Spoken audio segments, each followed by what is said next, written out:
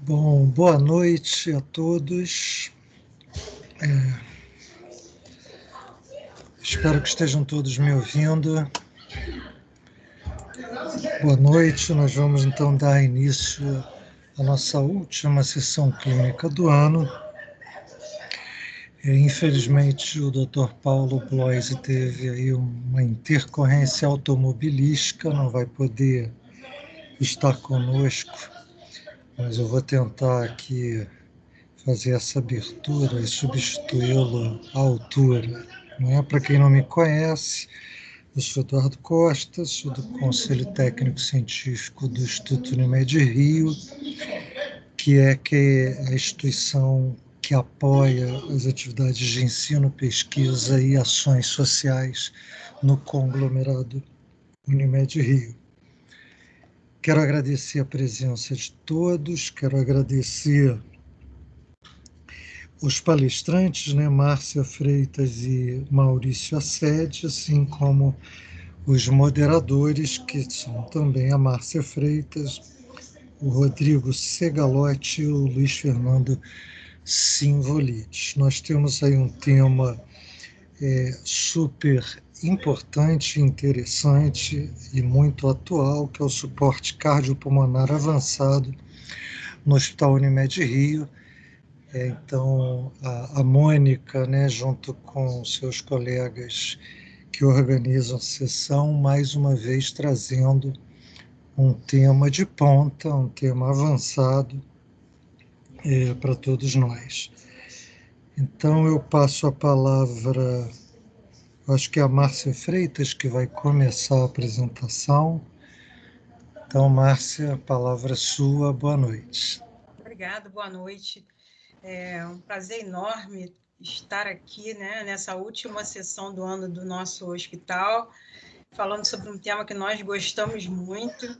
Eu espero que nós possamos demonstrar a qualidade do trabalho que nós viemos fazendo ao longo de 2020 em relação ao suporte cardiopulmonar por meio de ECMO. Acho que vai ser muito proveitoso para todos e podemos iniciar, Maurício. Tá bom, vou puxar aqui.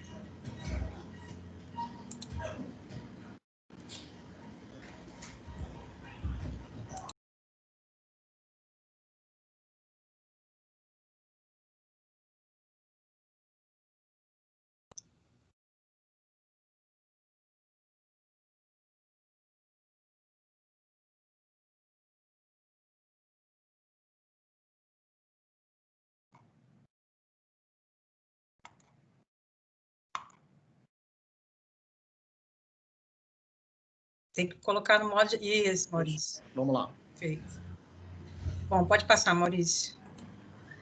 Então, eu queria começar só trazendo a definição formal do que é oxigenação por membrana extracorpórea. Essa definição formal é da ELSO, que é uma entidade internacional que se presta a registrar performance de ECMO ao longo do mundo, tanto para crianças quanto para adultos. Então, ECMO é o uso temporário de dias até meses, no caso de pacientes esperando, por exemplo, transplante, de dispositivos mecânicos que suportam a função cardíaca, pulmonar ou as duas, parcial ou totalmente, quando uma dessas duas ou as duas funções estão em desarranjo com o metabolismo. Pode passar, Maurício.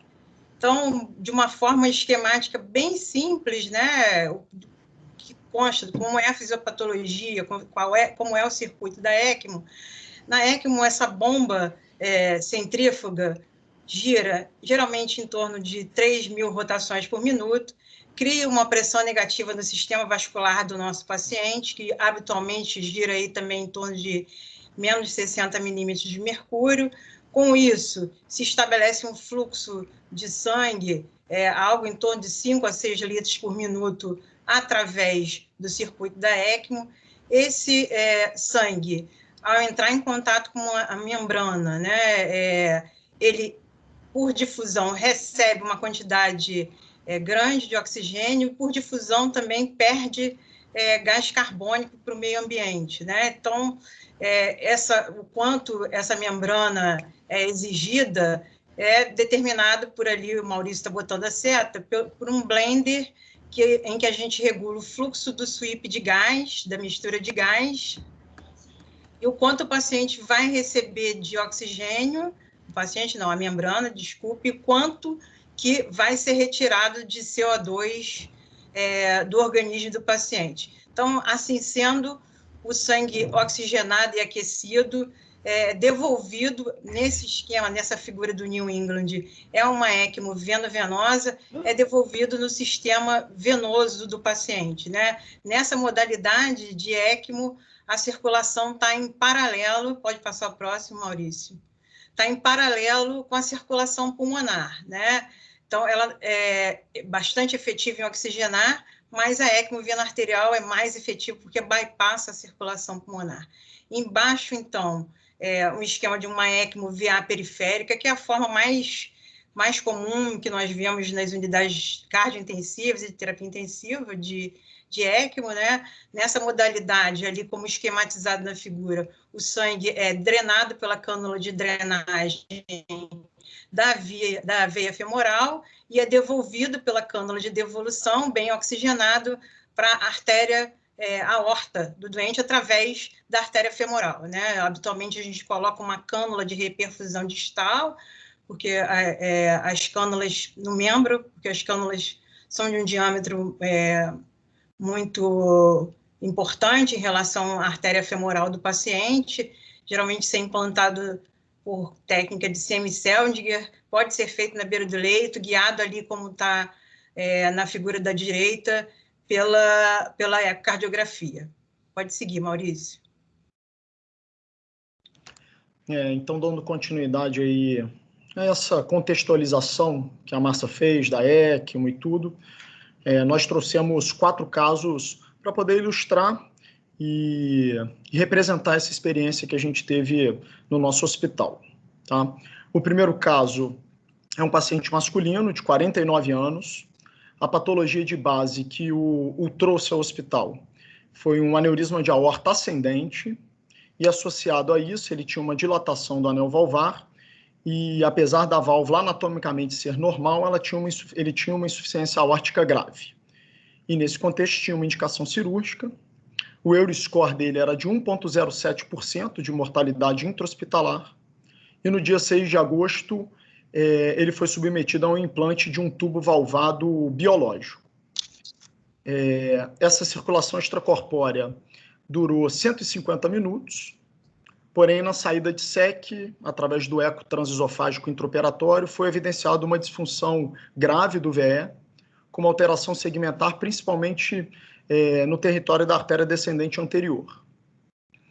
Uma coisa que esse paciente não tinha.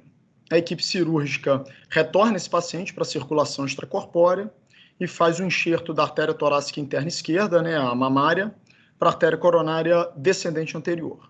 E aí essa segunda circulação extracorpórea tem um tempo de 112 minutos. Então, somando as duas SECs, a gente teve aí aproximadamente 260 minutos de circulação extracorpórea. E aí, com isso, o paciente no pós-operatório cursa com necessidade tanto de inotrópico quanto de vasopressor, mas o eco já de saída de sala já mostra só uma disfunção leve do VE e a prótese aórtica normofuncionante. No primeiro dia de pós-operatório ele cursa de forma razoável, mas no segundo a gente começa a evidenciar uma hipoxemia grave, chegando até uma PF menor do que 100, e, além disso, também uma acidose respiratória, retendo gás carbônico. E aí a gente, à beira-leito, né, abre-se um leque das hipóteses diagnósticas. Nesse momento de pandemia, a gente faz o GeneXpert, que veio negativo para o COVID, e pensa assim, em complicações mecânicas, síndrome do desconforto respiratório do adulto pós-circulação extracorpórea, sepse e etc. E, apesar dessa condição clínica, a gente opta por realizar uma tomografia de tórax desse paciente. Eu trouxe aí um corte apenas, né? Mas que a gente consegue ver nitidamente aí um pneumotórax à esquerda, no mínimo aí moderado, além de um infiltrado também nesse próprio pulmão. e um infiltrado difuso. Tá? Diante disso, a gente indica a toracostomia, esse paciente é drenado. De acordo com o nosso protocolo institucional, a gente também abre esse protocolo de sepse e começa antimicrobiano, mas a despeito dessas medidas, o paciente ainda cursa, né, com hipoxemia, acidose respiratória. A gente bloqueou esse paciente, ele tinha uma contraindicação à ventilação de prona pelo fato de ter os drenos mediastinais. A gente tenta estratégias ventilatórias, mas nenhuma dessas foram bem sucedidas. E aí a gente acabou indicando o implante da ECMO venovenosa. Esse paciente não precisava de tanto suporte circulatório, visando aí principalmente uma ponte para recuperação. Tá? E depois do implante desse dispositivo, há uma melhora evolutiva da oxigenação. Porém, 24, 36 horas depois, esse paciente cursa com necessidades de doses crescentes de vasopressor, inotrópico, uma piora clínica significativa, a gente chega até a fazer dose máxima. Repetimos esse ecocardiograma, que evidenciou aí uma disfunção biventricular e uma suspeita de uma trombose da prótese. Eu trouxe duas imagens, a nossa ali à esquerda, né, superior, um eco 3D, um corte ali transversal da válvula aórtica. Se a gente observar com atenção, imaginando uma geografia em 2 horas, é um folheto que a gente tem uma mobilidade nítida, né? Os outros todos, 2 folhetos da prótese, apresentam essa. Então, ficou essa hipótese de trombose da prótese, ou faz carga aí pelo trabalho. E na imagem aqui, a direita, também utilizando embaixo, a gente vê uma disfunção gravíssima. É convertido essa ECMO VV para ECMO VVA. E aí, Maurício, desculpa te interromper um segundinho. Você vai mostrar mais imagens assim? Tem mais uma imagem. Tá, você tem fone aí? Fone com microfone? Porque durante a imagem o seu som ficou muito entrecortado. Ruim. Eu não tenho fone, Eduardo. Mas tudo bem. Eu vou Acho que deu para ilustrando e a acompanhar. gente vai. Perfeito. Tá bom.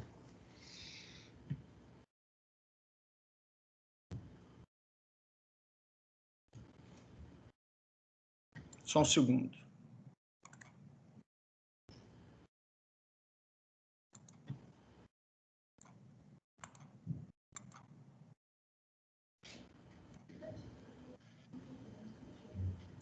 É que eu vou ver como é que eu volto aqui.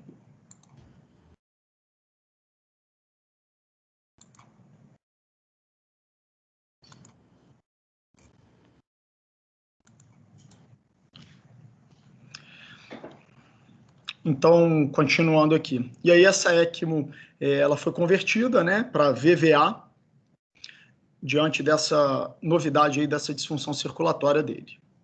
A gente segue o tratamento e tudo. 3 dias, 4 dias depois, já no 6º dia de pós-operatório e no 4º dia de ECMO, a gente repete o ecocardiograma desse paciente e aí nota-se uma melhora do ventrículo direito e uma disfunção moderada do ventrículo esquerdo. Nesse momento clínico, o paciente já tem vasopressores inotrópicos em doses toleráveis e uma troca pulmonar satisfatória.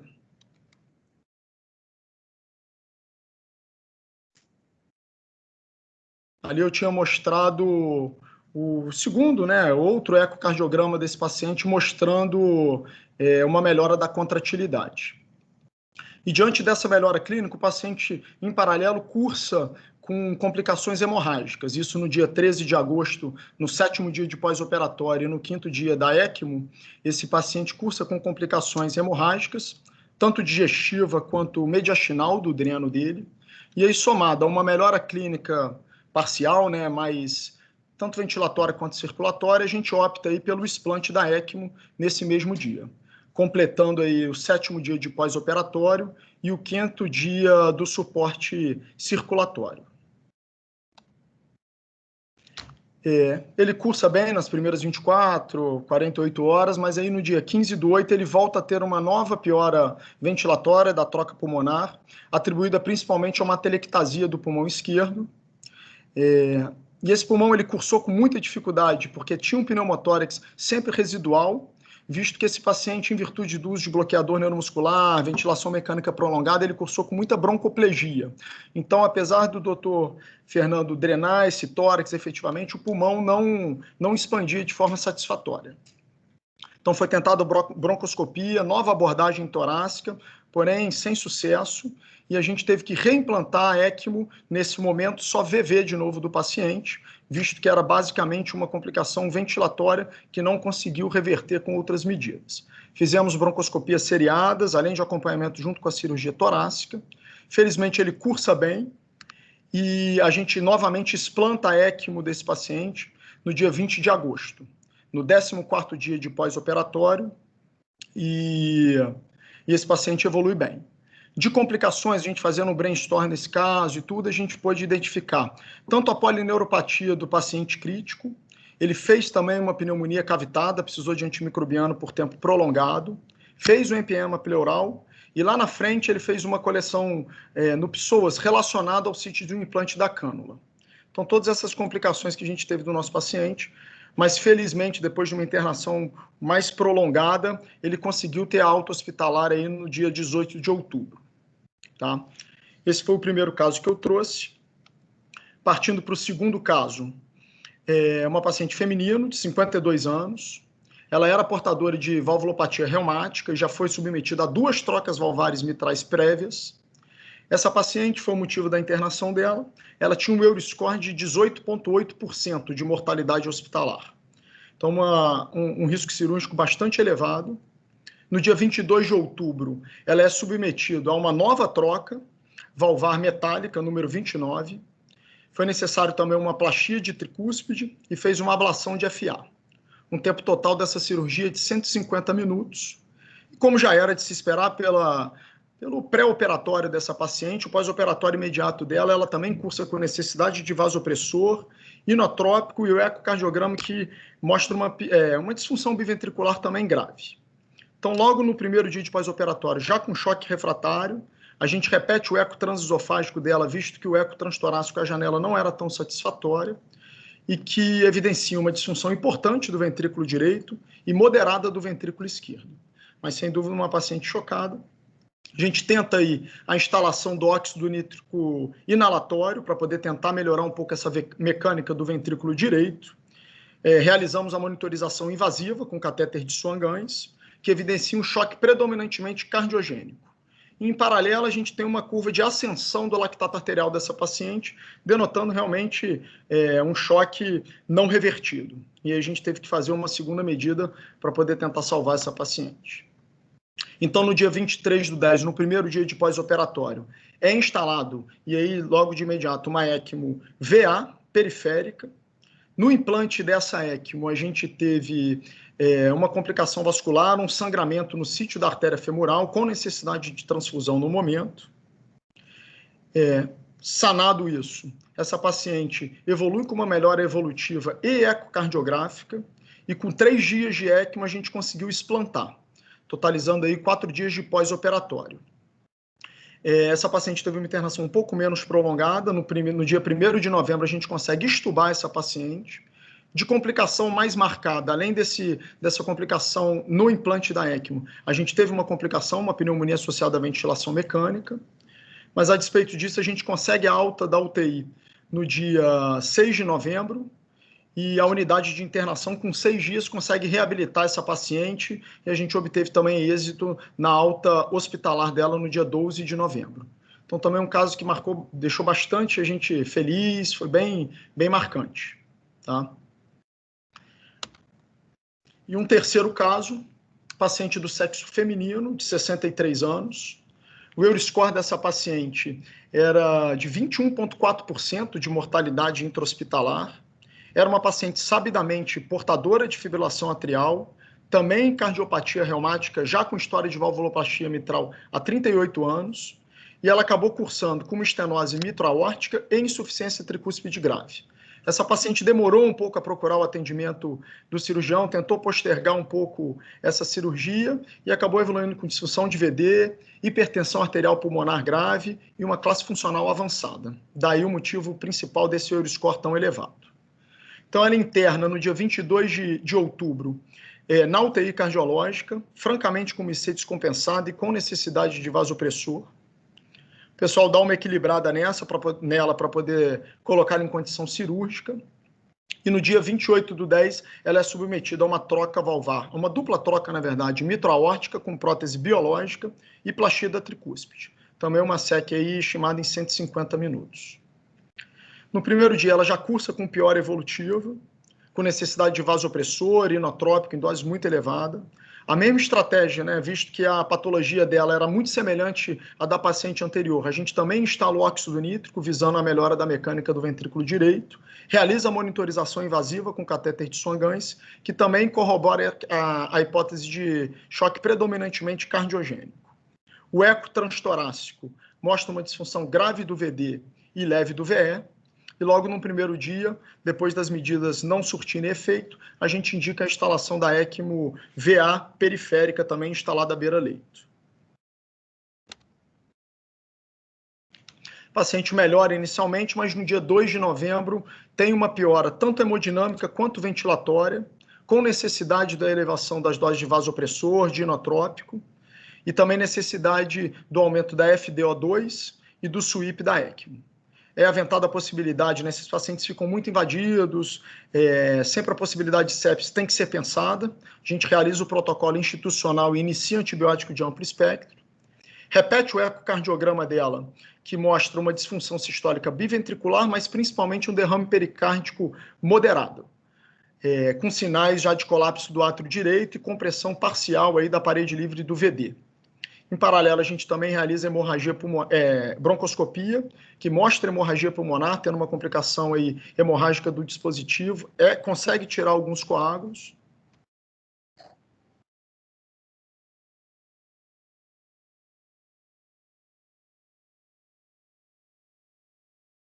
O ideal era mostrar ali, falar vendo a imagem, mas ali na primeira superior esquerda a gente consegue ver ali um derrame pericárdico, comprimindo um pouco principalmente ali, né, naquele traço ali do ventrículo direito. Essa paciente ela é encaminhada ao centro cirúrgico e depois de uma drenagem, implante do balão de contrapulsação intraórtico, tem uma melhora da contratilidade e essa ECMO é explantada no centro cirúrgico. Isso daí é a imagem já final, né? A gente vê ali algumas regiões de lise de aderência, mostrando uma reoperação, 2 drenos e nitidamente uma contratilidade melhor. Mas no dia seguinte, no dia 3 de novembro, no D6 de pós-operatório, essa paciente cursa com uma midríase bilateral, ausência de reflexos de tronco, a condição de transporte dela para a tomografia era um pouco crítica e a gente realiza o Doppler transcraniano e o eletroencefalograma que confirmam a morte encefálica e a hipótese provável aí realmente foi a hemorragia intracraniana.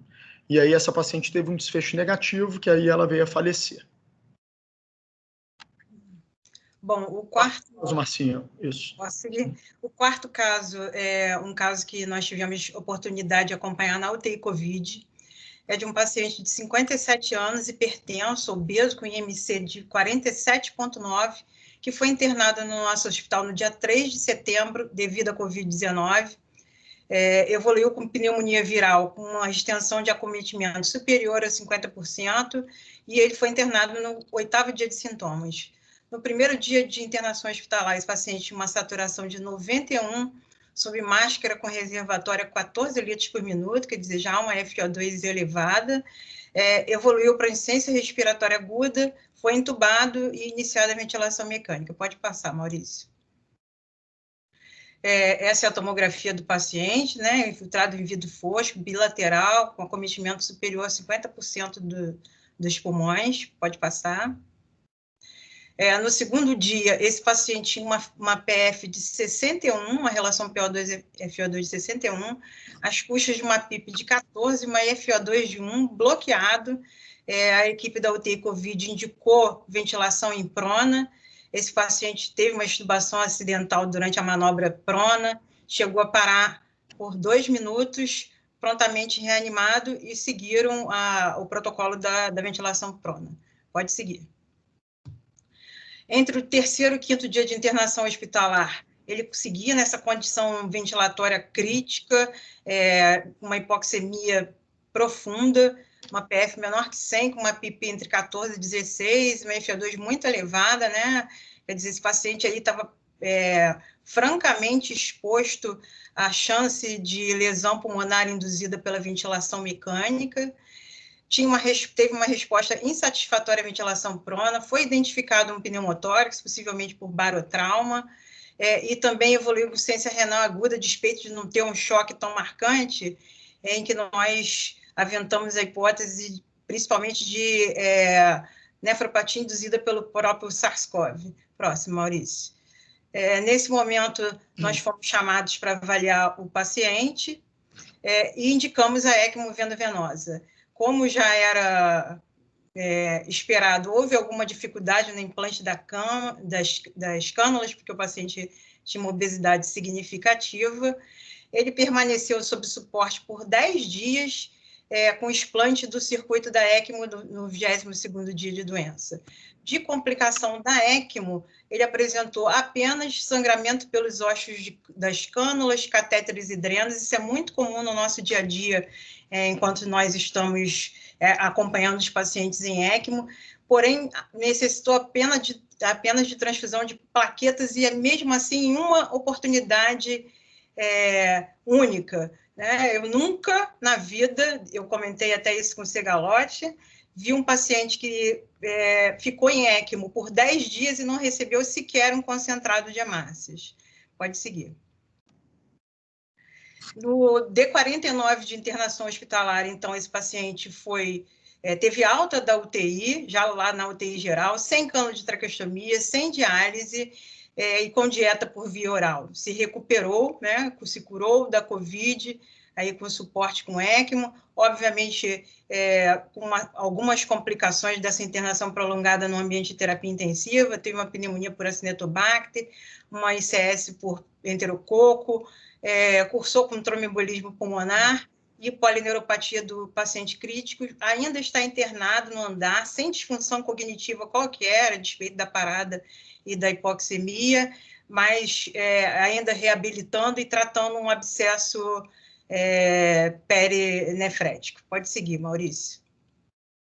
Então, após nós ilustrarmos aí a experiência da nossa instituição com esses 4 casos, eu fiz uma revisão muito breve, trouxe para vocês, não tem pretensão de ser uma revisão profunda, de algumas sínteses de evidências de ECMO nos diferentes cenários que nós vimos. Né? Então, o primeiro cenário é diante da síndrome de desconforto respiratório agudo refratária, com ECMO veno-venosa, revisão sistemática e meta-análise de 12 estudos de coorte, envolvendo 1.042 pacientes, mostrando uma mortalidade de 37,7% e uma incidência de complicações principalmente infecciosas e de sangramento, né? Como é o nosso dia a dia. Pode passar, Maurício. No cenário da Covid-19, esse estudo aí publicado na Lancet há bem pouco tempo, realizado pela ELSA, aquela instituição, como eu falei para vocês, atualmente tem 463 instituições parceiras desde 1990. Nessa coorte, haviam 1.035 pacientes com Covid-19 submetidos a ECMO, ao longo de 213 hospitais em 36 países, e aí mostrou uma deshospitalização, uma taxa de deshospitalização de 40%. 40% dos pacientes sobreviveu e conseguiu ser deshospitalizado, e uma incidência de complicação do tipo hemorragia intracraniana em torno de 5,6%. Sempre sangramento sendo um dos nossos calcanhares de Aquiles em relação à ECMO. Pode passar, Maurício.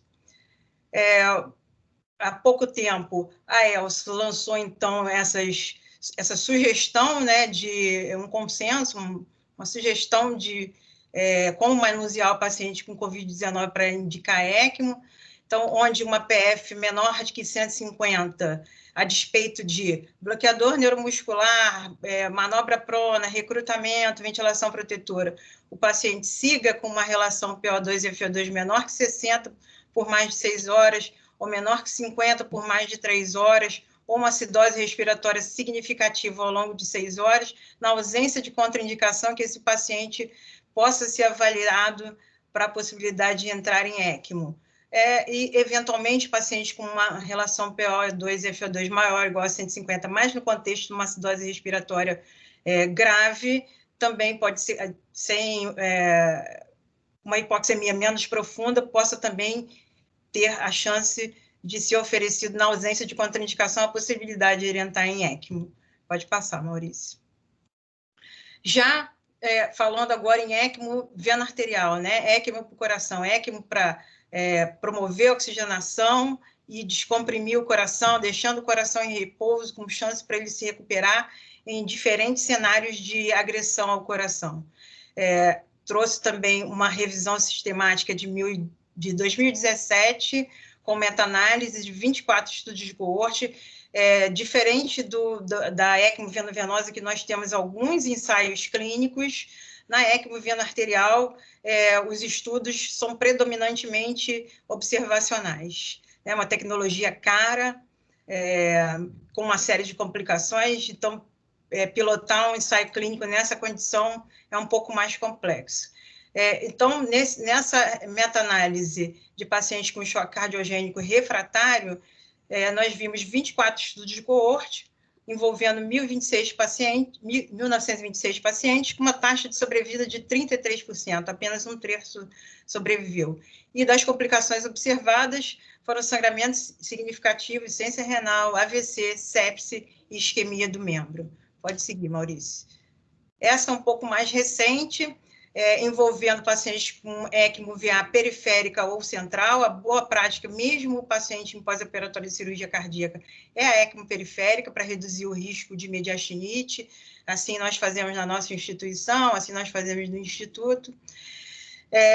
Em cenários de choque pós-cardiotomia ou não, em 17 estudos de coorte, 1.691 pacientes, a maioria, 57,9% foi ECMO periférica, em 85% dos casos era choque pós-cardiotomia, como os pacientes que nós apresentamos, em 34% das oportunidades era cirurgia de revascularização miocárdica, e 15,4% cirurgia valvar. A mortalidade foi de 64,2%, uma taxa de 10,7% de eventos cerebrovasculares, mais de 40% com sangramento com necessidade de qualquer tipo de intervenção para abordagem, e 30% a 45,5% necessitou de hemodiálise. Pode seguir, Maurício. Então, a ECMO, sempre que a gente indica, é esse balanço, né, entre a previsibilidade de complicações do tipo sangramento, a chance de complicações envolvendo o sistema nervoso central, e a oportunidade do paciente se recuperar de uma situação de hipoxemia profunda ou uma disfunção hemodinâmica em que balão, óxido nítrico, inotrópico, vasopressor não resolvem a situação do paciente. Quando nós nos vemos nessa situação, a ECMO sempre é uma oportunidade que nós temos de recuperar o paciente totalmente, como nos casos que vocês viram.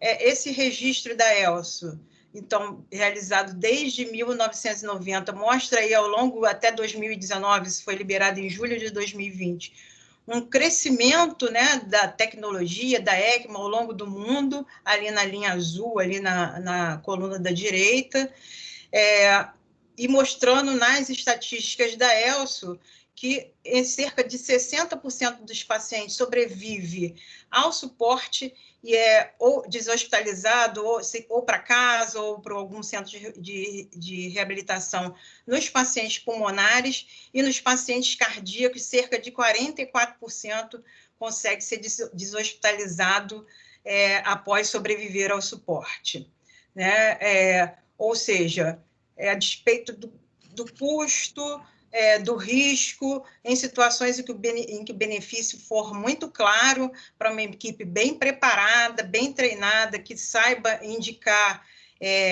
adequadamente a utilização da ECMO.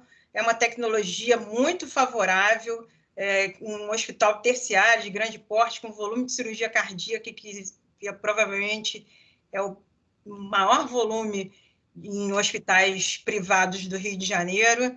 Não podemos abrir mão dessa tecnologia. Estamos numa curva de aprendizado muito, muito interessante, do ponto de vista em que nós, na instituição, estamos com um resultado excelente, melhor do que o da literatura, como vocês puderam ver. Pode seguir, Maurício. E ECMO é um trabalho de time, né?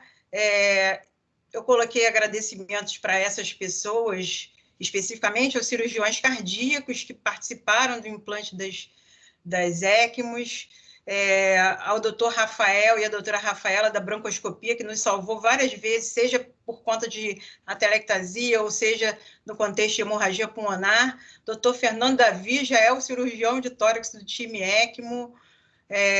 A equipe de perfusionistas, sem equipe de perfusionistas ali 24 horas, nos reportando e permitindo discussão no time de intensivistas, cardiologistas e cirurgião cardíaco. O resultado provavelmente não seria esse. Esse time de perfusionistas é fundamental para a gente conseguir o resultado que tivemos. A equipe multidisciplinar da UTI cirúrgica, muito bem treinada já em ECMO, a UTI Covid, Tati, Lani, Zana, Ju, ao serviço de ecocardiografia, que sempre nos acode. Nesses pacientes, nós fazemos eco diariamente para ver se há contratilidade, se há trombose de cavidades cardíacas, se a válvula aórtica abre. O laboratório, né? Quando a gente dispara para o Edson, e o paciente está em ECMO, tem um quadrinho branco ali à esquerda no laboratório, que fica o nome do paciente, em que, havendo solicitação do PTT para controle da anticoagulação, ele é imediatamente feito. Ao serviço de hemoterapia, que também nos atende muito bem. Esses pacientes, na sua grande maioria, ficam politransfundidos por conta de sangramento, apesar de nós termos um limiar na instituição muito alto para transfusão de concentrados de hemácias, para concentrados de plaquetas, unidades de plasma. Pode seguir, Maurício. Esses são 3 dos pacientes que nós apresentamos no caso. Aquele paciente da esquerda, então, foi o paciente que entrou em ECMO 2 vezes e fez um switch de modo de ECMO uma vez. Acho que todo mundo conhece, todos vimos um vídeo dele no dia do fisioterapeuta, agradecendo, né, aos profissionais. Muito gratificante essa alta hospitalar. No meio, nesse contexto aí, até queria agradecer ao Maurício, além de estar apresentando a sessão, no dia que o paciente entrou em ECMO pela 2ª vez, foi Dia dos Pais. O André e o Diego foram lá instalar a ECMO, e o Maurício ficou até as 4 horas da tarde, no Dia dos Pais, ao lado, na beira do leito desse paciente. Na paciente do meio, estubada, depois de ECMO veno arterial, e o paciente da direita, nosso paciente COVID, já aí na UTI geral, em recuperação. Pode seguir, Maurício. Eu gostaria de agradecer a todos. Eu tenho convicção que o processo, né, da ECMO na nossa instituição está consolidado. Nós sabemos indicar, sabemos fazer com muita propriedade. Temos um time bem formado para tocar isso. Como eu disse, o nosso resultado, ao longo desses casos que nós vivemos em 2020, está melhor do que o da literatura em relação ao suporte para o coração e em relação à taxa de complicações. E gostaria de passar de volta para o Eduardo para iniciar o debate. Obrigada.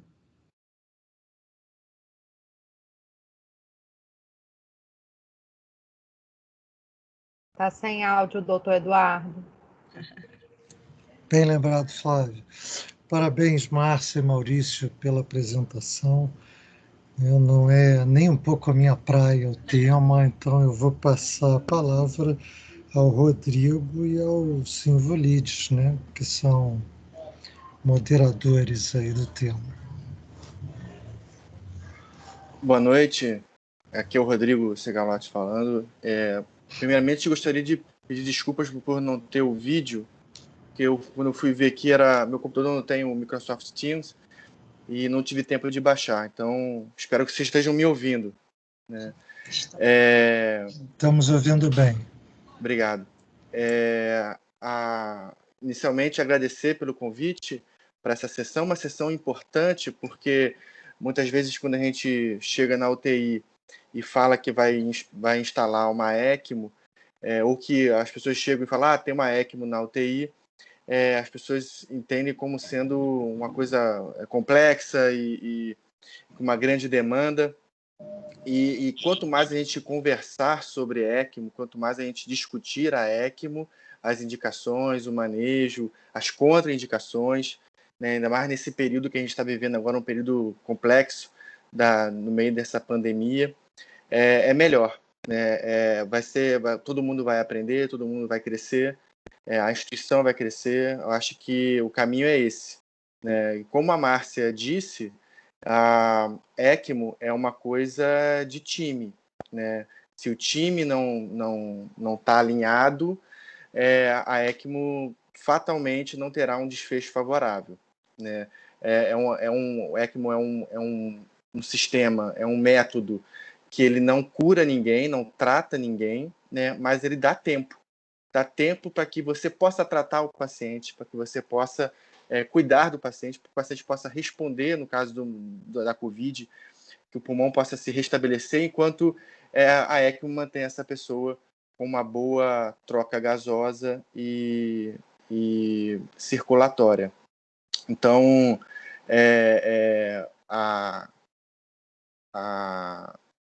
o resultado da ECMO tem muito a ver com isso, tem muito a ver com o time, com o treinamento. Eu ia até propor a Márcia, a gente, em janeiro, assim que as coisas acalmarem, janeiro, fevereiro, a gente fazer uma sessão de treinamento no hospital para enfermagem, para os médicos, fisioterapeutas, que vai ser importante isso para a gente poder alinhar e melhorar cada vez mais nossos resultados. Né? E a ECMO, como eu falei, o ECMO é um método que tem uma mortalidade alta, né? Porém, ela é indicada e é oferecida a pacientes, muitas vezes, sem saída. Né? A princípio era isso que eu gostaria de falar. Obrigado. Muito bem, agradeço as suas palavras. Lembrando aos participantes que, olha, vocês podem levantar a mãozinha se tiverem perguntas, né? Passo a palavra para o Simvolides agora. Boa noite, Eduardo. Boa noite, pessoal. Boa noite, Márcia Segalotti, Maurício. Excelente apresentação de vocês. Acho que sobra pouco para a gente falar agora, depois de tudo aí que foi exposto, né? Acho que o Rodrigo definiu bem que a ECMO é uma ponte, né, para quem eventualmente ali está num momento sem saída, né, como ele bem definiu, né, e enquanto a ECMO segura as pontas, a gente aqui do lado de fora tenta resolver o problema do paciente, seja ele lá qual for, né. Aqui, na terapia intensiva, especificamente, a ECMO, arrisco dizer que tem aproximadamente aí 10 anos que a gente vem utilizando o método, né, principalmente ali para as indicações de veno-venosa para suporte pulmonar. Isso na terapia intensiva geral, tá? Sem falar aí especificamente do paciente que necessita de suporte avançado aí para o coração, né? E sem dúvida nenhuma nos últimos anos que vem adquirindo aí alguma melhora, né, na curva de aprendizado, e aqui no nosso hospital não poderia ser diferente, né? Parabenizo muito aí a Márcia, aí ao próprio Segalotti, aí ao time que foi montado, né, junto com os outros cirurgiões cardíacos que também fazem parte aí da assistência quando necessário, porque é um cuidado altamente especializado, né? Então, se não houver ali todo um cuidado, um carinho mesmo na condução desse doente, prestando atenção em todos os detalhes que um doente nessa gravidade ali requer. Às vezes a gente, de um passo para outro errado, a gente pode perder um paciente desses, né? Mas eu acho que os resultados estão bons, né? A ECMO, por melhor que seja, eventualmente, nem sempre a gente vai conseguir o resultado que a gente deseja, né? Acho que existe muita coisa ainda que a gente não sabe. A gente, eu digo, medicina mesmo intensiva que lida com doente nesse tipo de suporte, porque, vez ou outra, aí, a gente é surpreendido ainda com as principais complicações, aí, principalmente neurológicas, né? Decorrentes aí, associadas de alguma forma ou ao método ou à condição de base muito grave do doente que levou ele a necessitar aí do suporte, né? Principalmente aí o sangramento cerebral, o edema cerebral, a própria isquemia, tá? E é isso. Devolvo a palavra aí, Eduardo. Ok. O César Nascimento parece que quer fazer algum comentário ou uma pergunta. Eu serei breve. Eu gostaria de dar os parabéns foi uma sessão magnífica, tá? A Márcia e o Maurício colocaram muito bem os temas. A Márcia transita bem nessa área, a tese dela de mestrado foi autohemotransfusão, primo irmão da ECMO e tudo mais. O Segalotti e a turma aí estão todos de parabéns. E gostaria de ressaltar, me chamou muita atenção o caso número 2, porque o caso número 2 foi muito bem abordado e, inclusive, fazendo a ablação por radiofrequência e fazendo a plastia tricúspide. Com relação à plastia tricúspide, a ecocardiografia ela auxilia a definir se existe ou não a necessidade da plastia tricúspide. Por quê? Porque o paciente que é submetido a válvula, a plastia tricúspide, ele tem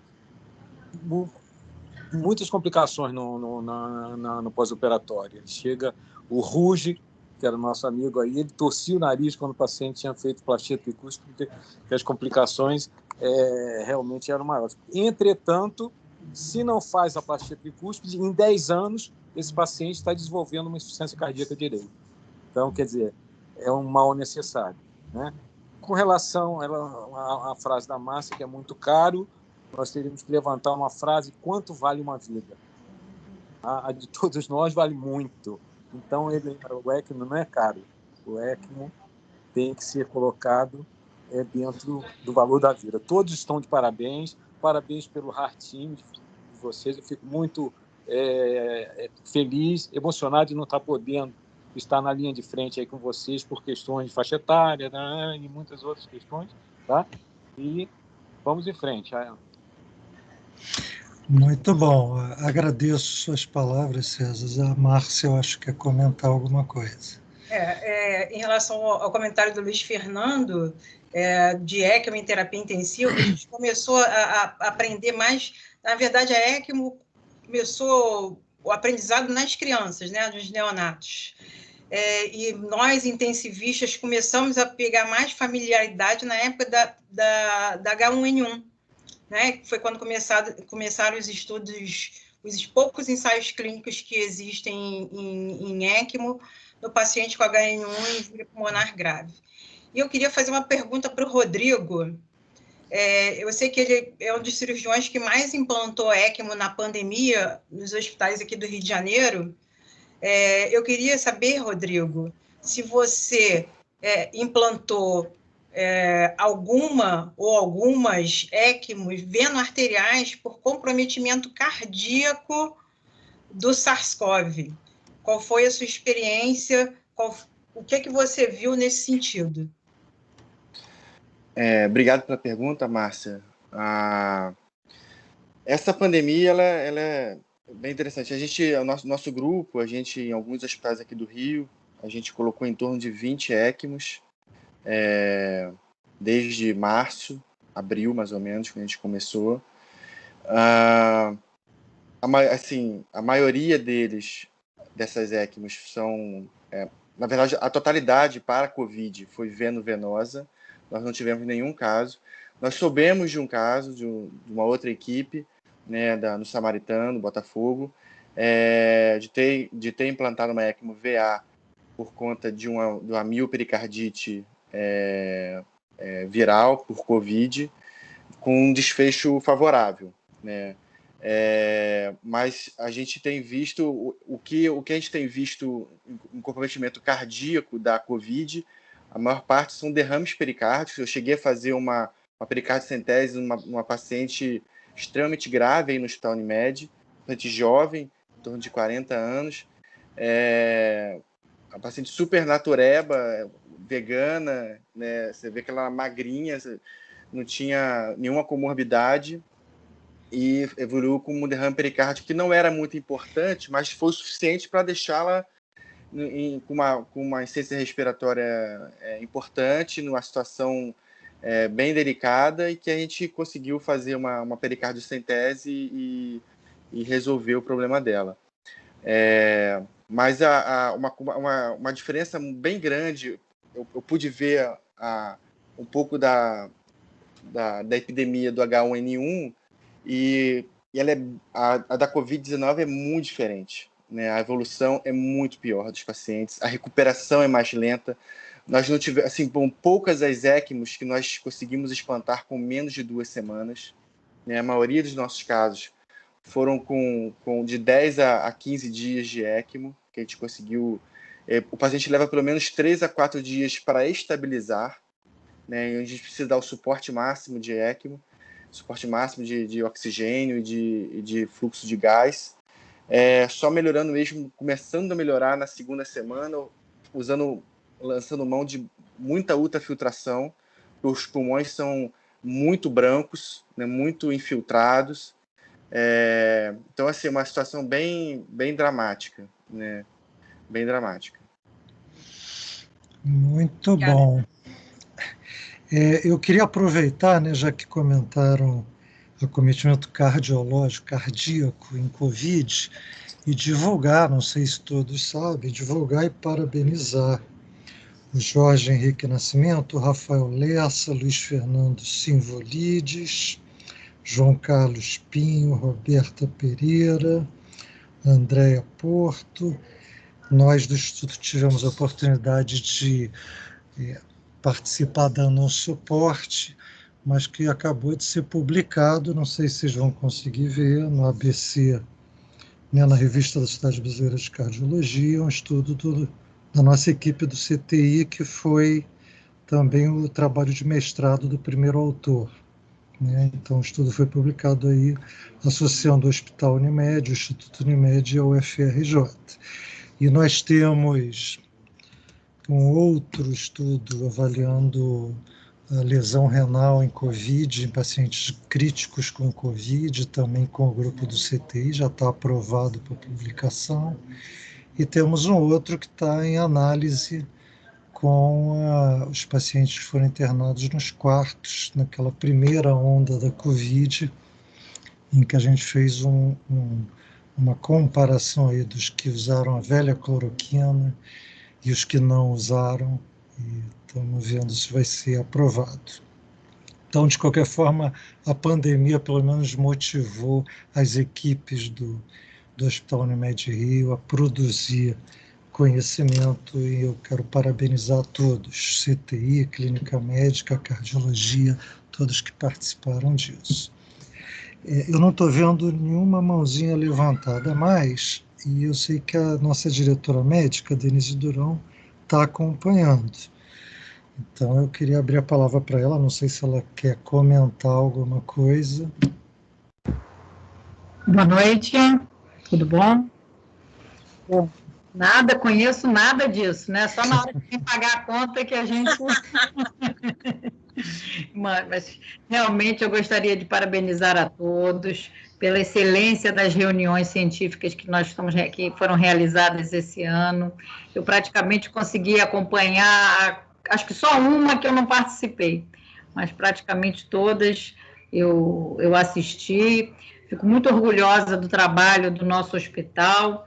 Nós estamos tendo, né, 15 dias praticamente para a gente finalizar o ano, esse ano atípico, um ano em que nós nos reconstruímos, nos reinventamos, e eu acho que praticamente demos um ressignificado a toda a nossa vida, acho que a todos, né? Então, eu vou aproveitar a oportunidade aqui para desejar um Feliz Natal a todos, um Feliz Natal, se possível, em família e com saúde para todos vocês. E que no ano novo, que logo vai se iniciar, que a gente possa valorizar cada minuto da nossa vida. Então, realmente, só posso parabenizar e desejar isso tudo de bom para vocês, para todas as equipes, né? Fundamental o trabalho de equipe, o que a Márcia falou aqui, né? Tudo é um trabalho de equipe, né? Cada um de vocês tem a sua função nesse trabalho aqui e nesse momento que nós todos estamos vivendo, tá? Então, eu fico muito feliz de estar aqui participando e desejo todas essas coisas boas aí para todos nós, tá? Parabéns. É isso que eu tenho para falar. Obrigado, Denise, pelas palavras. A Mônica Amorim também quer se manifestar.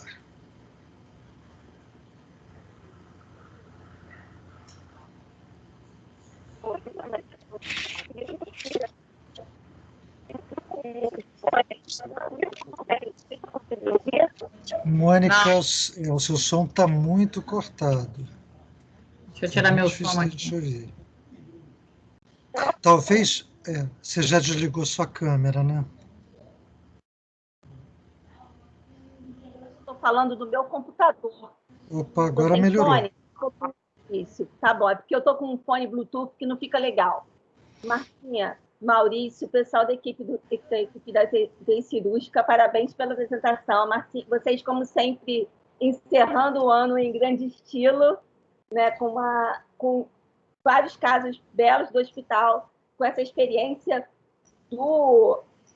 da ECMO, que está vindo aí para ajudar bastante. A gente, felizmente, tem alguns casos de grande sucesso saindo, isso é excelente. Então, assim, mais uma vez, mais para agradecer mesmo a Marcinha e a equipe pela sessão brilhante de hoje. Essa equipe me agregou muito. Eu tenho zero experiência em ECMO, né? Na minha época de formação não existia, né? Quando eu comecei a ver ECMO, era uma coisa muito de última tentativa e poucos pacientes saíam. Então, a gente olhar hoje, que uma dessas pacientes eu vi na unidade clínica depois, ver essa paciente sair bem, andando, poxa, é uma bênção, né? É excelente. Então, acho que o investimento que a Unimed está fazendo é super válido, né? A gente vê vidas sendo salvas, é o nosso papel, então é super válido. Só para lembrar que a gente vai dar umas férias das sessões clínicas em janeiro, mas em fevereiro a gente volta com a corda toda, se com certeza com tantos casos bons quanto esses. Muito bom, Mônica. Eu quero, em nome do Instituto, também agradecer a você que tem organizado aí todo esse cronograma das sessões. Já eu volto a palavra para você, Denise. Queria só comentar, eu também não entendo nada de ECMO, meu negócio é interleucina e linfócitos, então não sei nada disso, mas eu vi, eu também trabalho na UERJ, né, e eu vi o nosso ex-reitor, colega nosso, cirurgião, que numa cirurgia também valvar aórtica complicou e foi para ECMO, e assim, praticamente ele ressuscitou graças a isso, ainda voltou ao UERJ, reassumiu a reitoria durante um ano, produzindo normalmente, realmente foi algo incrível. Eduardo, só mais um detalhe, obrigada pelo reconhecimento, mas eu não faço nada sozinha, né? Quem sou eu sem a Flávia? Com certeza. A Flávia que consegue organizar tudo, que coloca todo mundo aí, então eu só ajudo a Flávia que faz tudo, e sem, assim, agradecer, claro, aos residentes que abraçaram as sessões todas nesses dias, os últimos meses, né? E conseguiram desempenhar super bem. Então, eu só ajudo a coordenar. Flavinho e os residentes fizeram tudo. É isso, é mais um trabalho de equipe. E aí, todo mundo já sabe que sem a Flávia, nenhum de nós fazia nada aqui, né? Então, Flávia, obrigado. Denise? Oi, eu gostaria só de fazer uma sugestão para o grupo. Eu acho que não foi publicado, não, mas tem dentro do sistema Unimed, na Unimed de Joinville, eles fizeram uma publicação, acho que é interna, tá? Que a gente recebe, que eles utilizaram a ECMO em 4 pacientes por Covid. Nós temos um caso também aí já que eu vi que vocês apresentaram. Então, praticamente com esse volume de pacientes e jovens, né, que a gente está vendo que está baixando um pouco a faixa etária dos pacientes que estão internando agora, pelo menos pelos números que eu tenho acompanhado. E o nosso hospital está agora com 60% do seu volume de pacientes por Covid. Então, se a gente tiver, talvez, a oportunidade também de salvar mais vidas, né, nesses casos, eu acho que vai ser uma experiência, nós já temos um caso, vai ser uma boa experiência aí de aprendizado também nesses pacientes, certo? Não sei se vocês se tem alguma relação, e se isso, nos pacientes obesos, se a ECMO traz algum benefício também nesses casos, né? E nós temos pacientes que a gente está transferindo aí com 215, 220 quilos, né, com Covid. Então, ver o que a gente pode fazer nesses casos. Uma sugestão só que eu vi, um trabalho aqui de Joinville, da Unimed Joinville. Mas não vi se ele foi publicado em algum local, não. Acho que o Rodrigo quer falar ali. Rodrigo. Era isso. Só para complementar o que a Denise, né, e também responder um pouco, a ECMO, ela tem, como a Márcia mostrou, tem a sua indicação na Covid-19. Uma das contraindicações seria a obesidade mórbida, ou seja, uma obesidade acima de 40, uma contraindicação relativa por uma questão técnica, né? As cânulas que a gente coloca, elas têm um fluxo, né? E que muitas vezes, num super obeso desse que você comentou, de 200 quilos, fica bem difícil. A gente vai colocar a ECMO e ela não vai dar o fluxo necessário para esse paciente poder ter o seu suporte de vida, né? Esse caso que a Márcia apresentou era um caso com uma MC acima de 40. Nós utilizamos as maiores cânulas possíveis, né? E conseguimos ter um bom resultado, né? Nós tivemos um outro caso num outro hospital com um MC semelhante a esse, de 40 e pouco, onde foi necessário utilizar, além das cânulas, as maiores cânulas que nós temos, tivemos que utilizar 2 membranas para que fosse necessário dar o suporte adequado, né? E esse paciente não evoluiu bem, né? Então, ele acabou falecendo por complicações trombóticas abdominais, né? Então, a gente olha com muito critério, né, a indicação no obeso, principalmente no obeso mórbido, tá? Uma outra coisa... Eu já aprendi aí...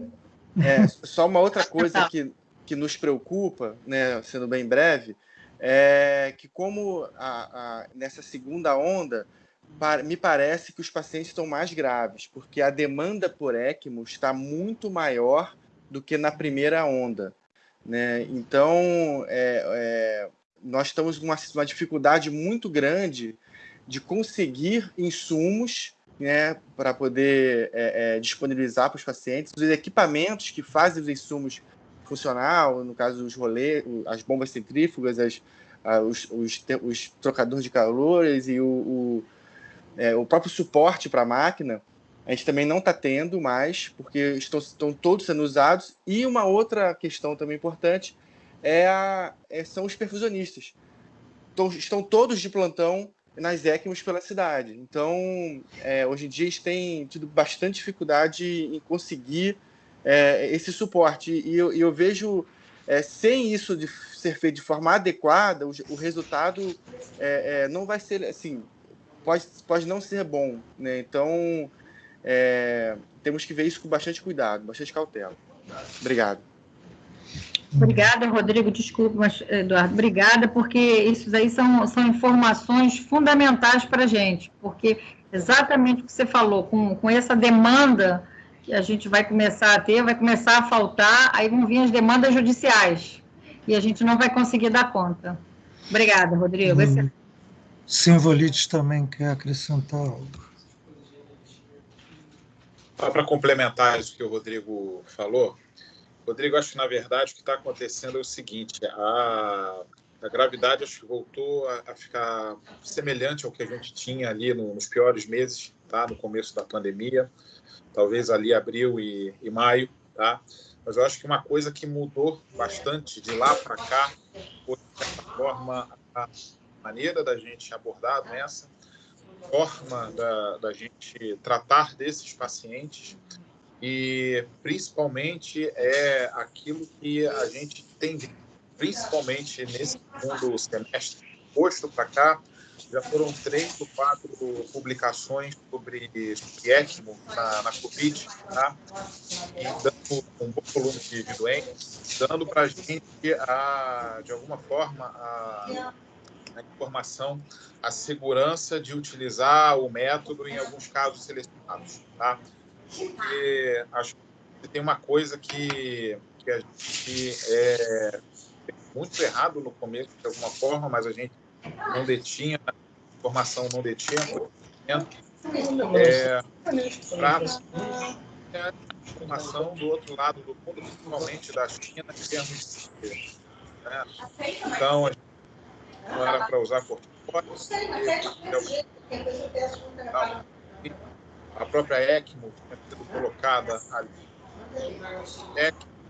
Então, até a gente, de alguma forma, começar a observar grandes centros, né, com experiência principalmente para utilizar. Itália, França, Estados Unidos, a gente levou um tempinho para entender que realmente a ECMO podia ajudar. E agora o que a gente está vendo no Rio de Janeiro é exatamente isso que você falou. É carência, é falta de material, é falta de console, é falta de perfusionista. E penso, sim, que a demanda, de alguma forma, aí nessa segunda onda, seja lá o que for o nome que a gente vai dar para esse novo recrutamento de casos, acho que a ECMO vai ganhar mais de destaque, já está ganhando um pouquinho mais de destaque. Muito bem. Olha, são 8h12. O Paulo Bloise conseguiu chegar, acompanhou, acho que quase toda a sessão. Eu vou, antes de passar a palavra para ele para encerrar, eu queria desejar um ótimo fim de ano para todos, com um pequeno texto anônimo que eu recebi. Fizeram-nos acreditar que o luxo era o raro, era o caro, o exclusivo, tudo aquilo que nos parecia inalcançável. Agora nos damos conta que o luxo são essas pequenas coisas que não sabíamos valorizar.